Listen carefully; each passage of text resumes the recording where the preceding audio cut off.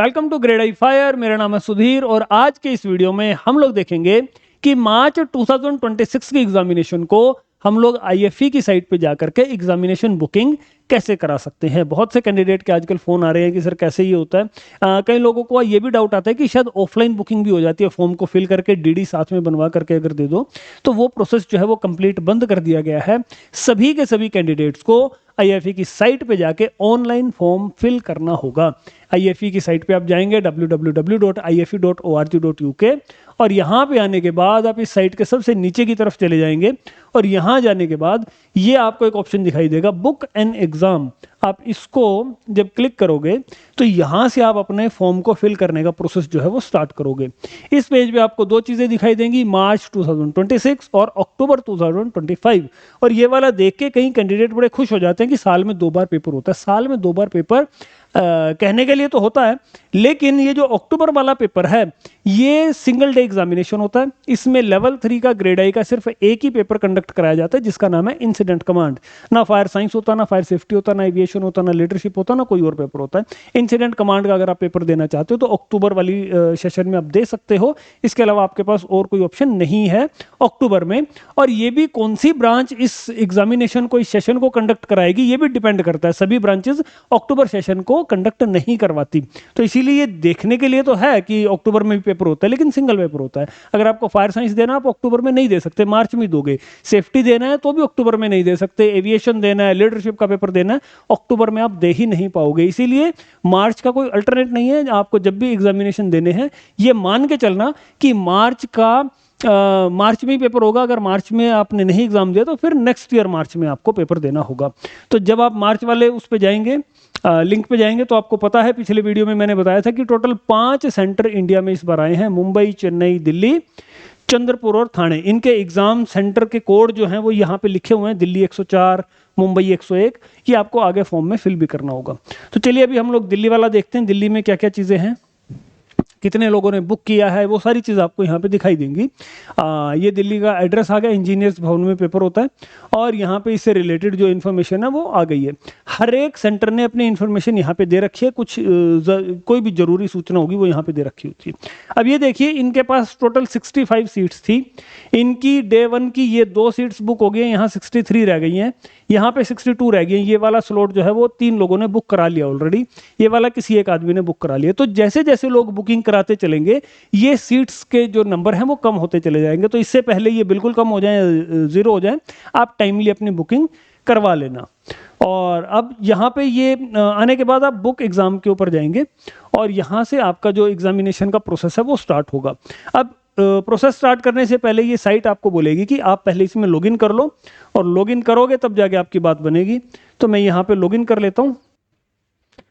ये मैं अपने अकाउंट से लॉगिन करता हूँ।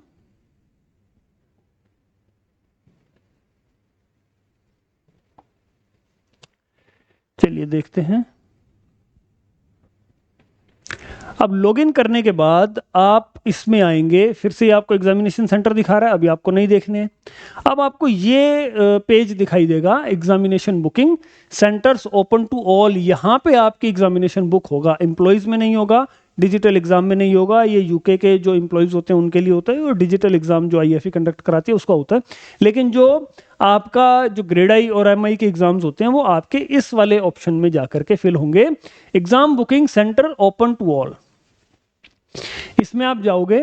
अब यहां से आपका फॉर्म को फिल करने का प्रोसेस जो है वो स्टार्ट होगा।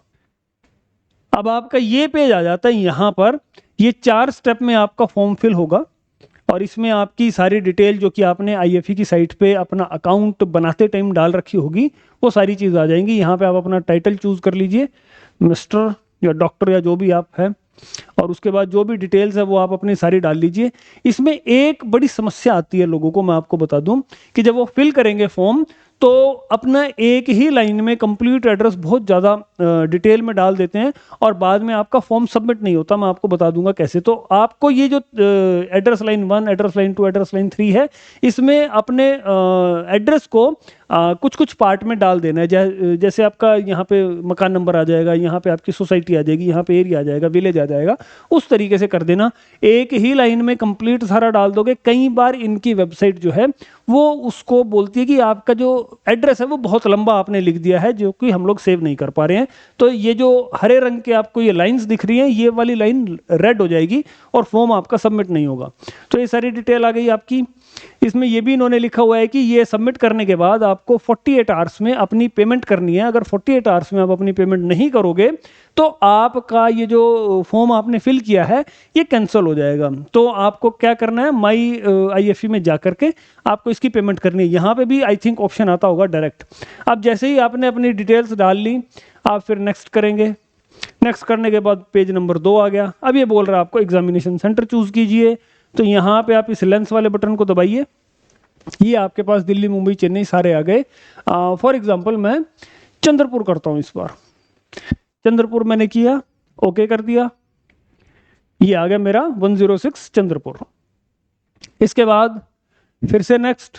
अगर आप यहीं पे छोड़ के जाना चाह रहे हो, बाकी के ये जो पेजेस हैं बाद में करना चाह रहे हो, तो सेव एंड एग्जिट करके आप जा भी सकते हो। सेव एंड एग्जिट, आपके 2 पेज सेव हो जाएंगे। फिर आप 3rd पेज से डायरेक्ट स्टार्ट कर सकते हो एक आध दिन में, जब आपको बाकी अपना फॉर्म फिल करना है। एक साथ ही फॉर्म फिल करना है तो करते रहिए, नेक्स्ट नेक्स्ट नेक्स्ट। अगर बीच में कहीं छोड़ करके जाना है तो आप सेव एंड एग्जिट कर सकते हो। यहाँ से फॉर्म डाउनलोड कर लोगे आप, जो भी आपके पेपर हैं। ये आ गया आपका मेन फॉर्म, जो आपको, जिसमें आपको IFE को ये बताना है कि मैं कौन से पेपर देना चाहता हूँ इस बार।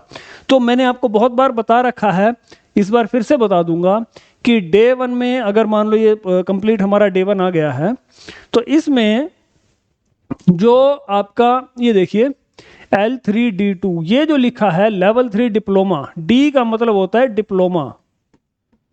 तो आपको जो भी पेपर अगर आप ग्रेड आई के लिए जा रहे हो तो ये ध्यान रखना कि ब्रैकेट में L3D समथिंग कुछ ना कुछ लिखा होना चाहिए। D का मतलब होता है डिप्लोमा। ये देखिए L3C लिखा हुआ है, ये आपका ग्रेड आई का पेपर नहीं है। आप इस तरीके से कंफ्यूज मत करना अपने आप को कि आपको कौन सा पेपर डालना है। कई बार कैंडिडेट मुझे फोन करते हैं, तो आप हमेशा ब्रैकेट में देखना L3D, 2 लिखा हो, 3 लिखा हो, 4 लिखा हो, कुछ भी हो, D जरूर लिखा होना चाहिए। D लिखा हुआ तो आपका वो ग्रेड आई का पेपर है। जैसे ये वाला पेपर है फायर सेफ्टी का। इसके बाद आ जाता है फर्स्ट डे के इवनिंग सेशन का जो कंप्लीट है, इसमें 2 पेपर हैं ग्रेड आई वाले। आप ये देखिए, इंसिडेंट कमांड का भी है L3D6 और एविएशन फायर ऑपरेशन का भी है L3D4।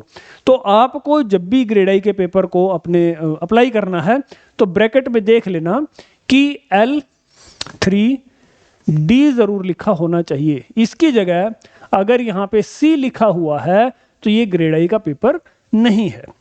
आई होप ये कॉन्सेप्ट आपका यहाँ पे क्लियर हुआ होगा। बहुत से कैंडिडेट बहुत बार इस चीज़ को फ़ोन करते हैं। अब मान लीजिए आपको फायर सेफ्टी को फिल करना है, तो फायर सेफ्टी के सामने ये जो बॉक्स है आप इसको चेक कर देंगे।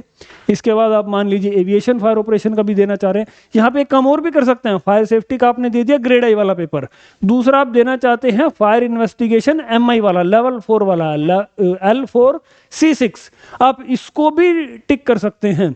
आपका सवेरे वाले सेशन में ये लोग ग्रेड आई का पेपर लेंगे और पहले ही दिन जो शाम वाली शिफ्ट होगी उसमें ये आपका लेवल 4 का पेपर भी लेंगे। आप इस तरीके से भी कर सकते हो, इसमें किसी भी प्रकार की कोई पाबंदी नहीं है। यहाँ पे फिर अगर लेवल 4 का पेपर देना चाहते हो तो उसको टिक कर लीजिए, और यहाँ लेवल 3 का देना चाहते हो तो जो आप टिक करोगे, एक डे स्लॉट में आप एक सिंगल टिक कर सकते हो, मल्टीपल टिक नहीं कर सकते सिंगल स्लॉट के अंदर।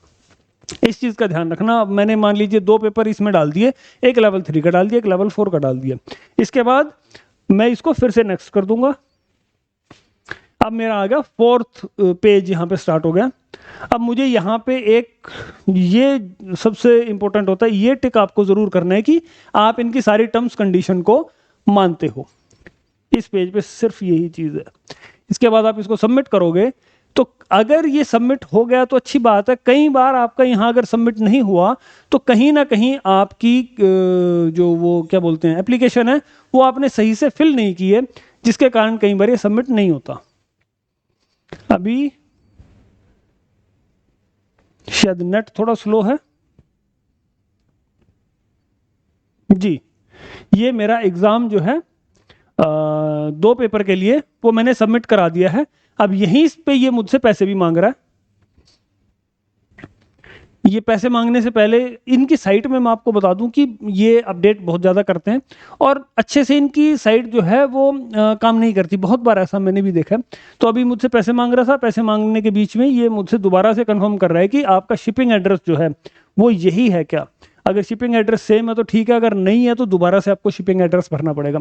शिपिंग एड्रेस का मतलब ये है कि इन केस आपका लेवल 3 डिप्लोमा या लेवल 4 डिप्लोमा पास होता है तो वहां से जब डिप्लोमा आएगा फिजिकल फॉर्म में तो वो किस एड्रेस पे आएगा, ये इसके लिए ये लोग पूछते हैं। तो हम इसको यस करेंगे, मेरा तो शिपिंग एड्रेस यही है और फिर मैं इसको नेक्स्ट कर दूंगा। अब ये होने के बाद ये आ गया मेरा सब टोटल कि जो 2 पेपर मैंने फिल किए थे उनकी फीस जो है वो ये मेरी बनती है। ठीक है जी, इसमें 2 पेपर आ गए मेरे। देखिए, एक level 3 certificate in fire safety, ये यहां बेशक सर्टिफिकेट दिखाई दे लेकिन ये L3D2 ही है, और ये level 4 certificate in fire investigation. इन दोनों की टोटल फीस बनती है मेरी 215 पाउंड। अब मैं इसको कंफर्म कर रहा हूं। कंफर्म करने के बाद ये आपसे पेमेंट वगैरह मांग लेगा और यहीं पे जा करके आप अपनी पेमेंट डेबिट कार्ड से भी कर सकते हो। आप अपने कार्ड पे देख लेना वो वीज़ा लिखा हुआ है या मास्टर कार्ड लिखा हुआ है, मैस्ट्रो लिखा हुआ है, जो भी आपके कार्ड पे। रुपे कार्ड यहाँ पे नहीं चलेगा इंडिया वाला, आपका वीज़ा या मास्टर कार्ड चलता है मोस्टली। और आई थिंक यूपीआई से भी पेमेंट ये लोग नहीं लेते। तो यहाँ डेबिट कार्ड पे आप जाओगे और जो भी आपके कार्ड की डिटेल्स है वो आप यहाँ पे फिल करके ये सारी चीज़ें और आप अपनी फीस जो है वो सबमिट करा सकते हो। इसमें एक चीज़ का ध्यान रखना, क्योंकि ये इंटरनेशनली पेमेंट आपसे लेते हैं तो जो भी कार्ड आप यूज़ करोगे उसकी इंटरनेशनल ट्रांजैक्शन एक्टिवेटेड होनी चाहिए। वो आप अपने बैंक से पता कर लेना, आपकी फ़ोन की एप्लीकेशन आप उससे पता कर लेना और आपको फिर ये फीस जो है वो पे करनी है। अगर आपके कार्ड से हो रही है तो भी ठीक है, आप अपने किसी दोस्त के कार्ड से करना चाहते हो तो भी हो जाता है। ऐसा नहीं है कि जिसने फॉर्म डाला है उसी का ही कार्ड होना चाहिए पेमेंट के टाइम पे, किसी के भी कार्ड से आप पेमेंट कर सकते हो। तो आप अपना फॉर्म फिल करो इस प्रकार से और आप अपनी फीस सबमिट कराओ और आप एग्जाम की तैयारी में जुट जाओ। इस वीडियो में इतना ही। With these words, thank you very much. Thanks a lot.